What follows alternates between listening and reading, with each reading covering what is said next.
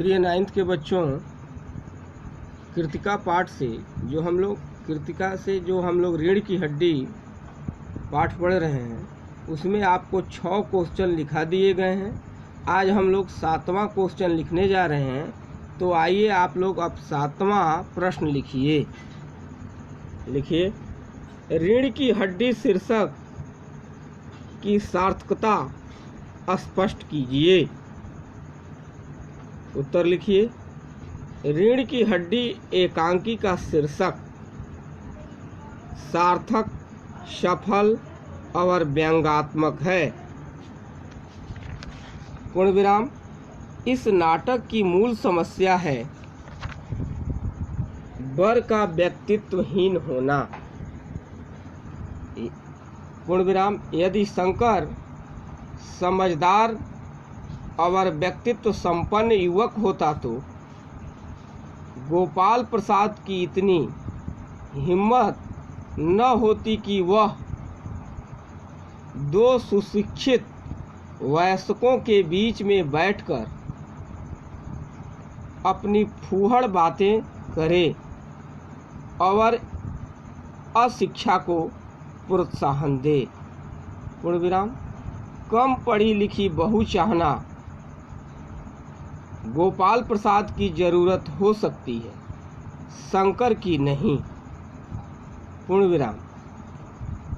अगर शंकर अपने पिता के रोब दाब के आगे चूं भी नहीं कर सकता बल्कि उसकी हाँ में हाँ मिलाता है तो वह उसकी कायरता है। पूर्ण विराम। उस कायरता को दिखाने के लिए उसे रीढ़ की हड्डी के बिना दिखाया गया है। इस प्रकार रीढ़ की हड्डी व्यंग्यात्मक,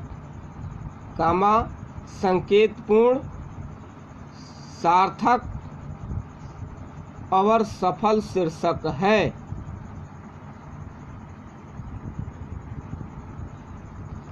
प्रश्न नंबर 7 समाप्त हुआ।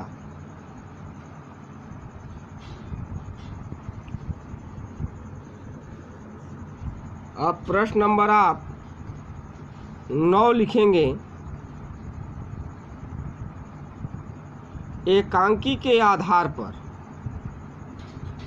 राम स्वरूप और गोपाल प्रसाद की चारित्रिक विशेषताएं बताइए।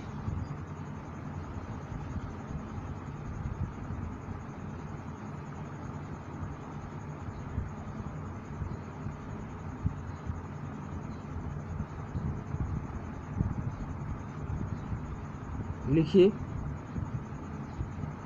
राम स्वरूप के बारे में। राम स्वरूप हेडिंग बनाइए। राम स्वरूप प्रगतिशील विचारों का एक विवश पिता है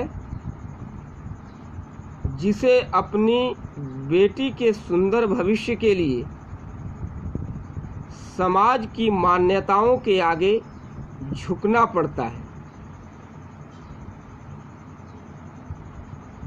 इसलिए उसके व्यक्तित्व के कुछ पक्ष सबल हैं तो कुछ दुर्बल। पूर्ण विराम। उनके व्यक्तित्व की विशेषताएं निम्नलिखित हैं। पहला हेडिंग होगा प्रगतिशील। राम स्वरूप मूल रूप से प्रगतिशील विचारों का व्यक्ति है। वह चाहता है कि लड़कियों को भी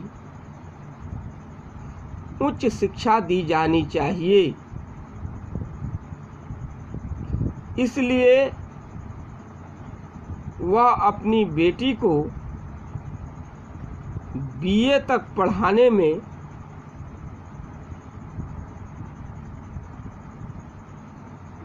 गर्व कर रहा है। गर्व है, बीए तक पढ़ाने का गर्व है। यह उसके व्यक्तित्व का उज्जवल गुण है। दूसरा हेडिंग बनाइए विवश पिता। विवश पिता। रामस्वरूप की दुर्बलता यह है कि वह बेटी उमा की शादी अपने जैसे अच्छे खानदान में करना चाहता है, किंतु अच्छे खानदानों में पढ़ी लिखी बहू को स्वीकार नहीं किया जाता। वे कम पढ़ी लिखी बहू चाहते हैं।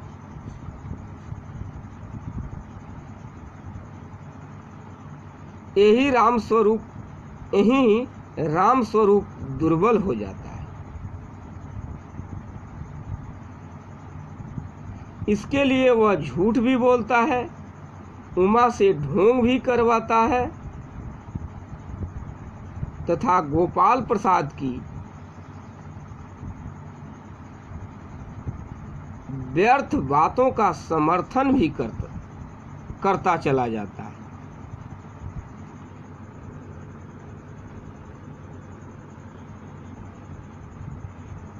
अब आप लिखिए गोपाल प्रसाद, हेडिंग बनाइए। गोपाल प्रसाद समाज की गली सड़ी यथा स्थितिवादी भावनाओं का प्रतिनिधि है। वह पुरुष प्रधान समाज का वह अंग है जो चली आ रही रूढ़ियों को जैसे तैसे सही सिद्ध करता हुआ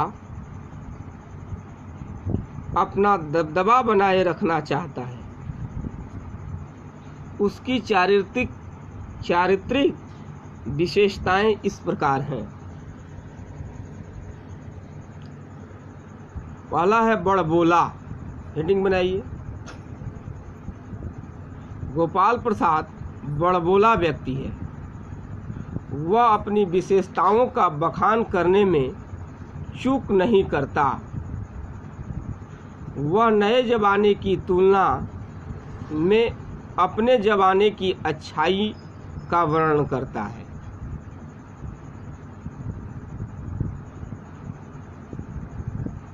खाने पीने की बात को अपने शरीर की ताकत का वर्णन हो, अपनी मैट्रिक को बढ़ा चढ़ाकर दिखाना चाहता है। वह ऊंचे ऊंचे स्वर में बिना शर्म संकोच के बोलता चला जाता है। पूर्ण विराम। दूसरा हेडिंग बनाइए चालाक। गोपाल प्रसाद घाघ है। वह बेटी की शादी को बिजनेस समझता है, इसलिए वे घाटे का सौदा नहीं करना चाहता।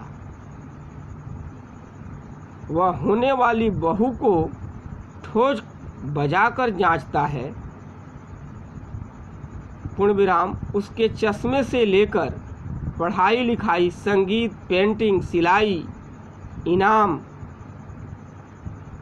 सभी योग्यताओं को परख करता है। वह ऐसा सर्वांगपूर्ण बहू चाहता है जो उसके कहने के अनुसार चल सके, इसलिए वह मैट्रिक से अधिक पढ़ी लिखी बहू नहीं चाहता। उसके सामने उसे अपने दबने का भी भय है। प्रश्न नंबर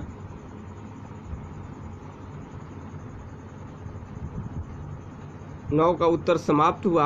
अब आप लिखेंगे प्रश्न नंबर 10। इस एकांकी का क्या उद्देश्य है, लिखिए। प्रश्न नंबर 10 है, इस एकांकी का क्या उद्देश्य है, लिखिए। रीढ़ की हड्डी उद्देश्यपूर्ण एकांकी है। इसका उद्देश्य है नारी शिक्षा को समाज में स्थान दिलाना। हमारा समाज नारी शिक्षा को महत्व नहीं देता। इससे पुरानी पीढ़ी की सारी व्यवस्थाएं टूटती हैं।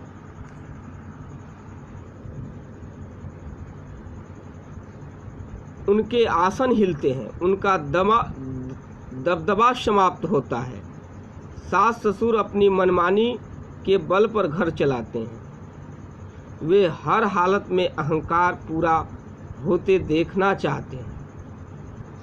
वे चाहते हैं कि उनके होने वाली बहू उनका गुलाम हो, उनके हाथों की कठपुतली हो, जिससे वे मनमानी सेवा ले सके। इसलिए वे पढ़ी लिखी बहू को स्वीकार नहीं करते।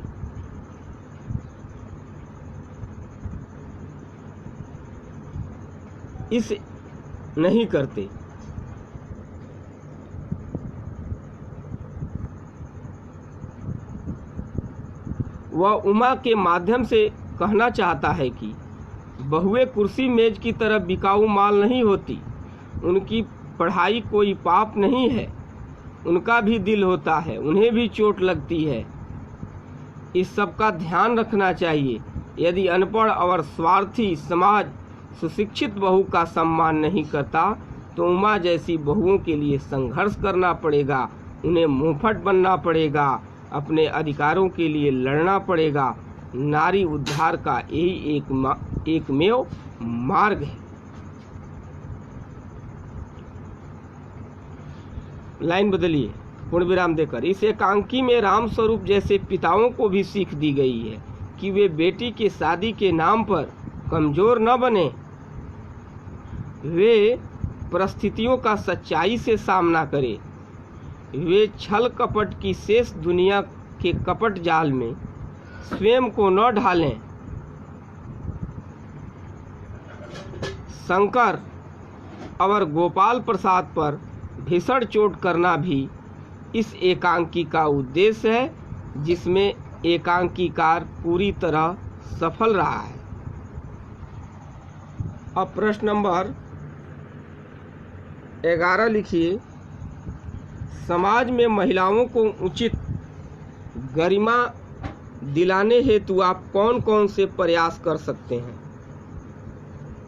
उत्तर लिखिए। हम लिखित उपाय कर सकते हैं। पहला, लोगों को सुशिक्षित नारी के लाभों का प्रचार कर सकते हैं। लोगों में सुशिक्षित नारी के लाभों का प्रचार कर सकते हैं। दूसरा, सुशिक्षित बहू को स्वीकार करके उन्हें सम्मान दे सकते हैं। तीसरा, कन्याओं को नौकरी दिलाकर उन्हें पुरुषों के समान महत्व दे सकते हैं। चौथा, कम पढ़ी लिखी बहू चाहने वालों को समझा बुझाकर रास्ते पर ला सकते हैं।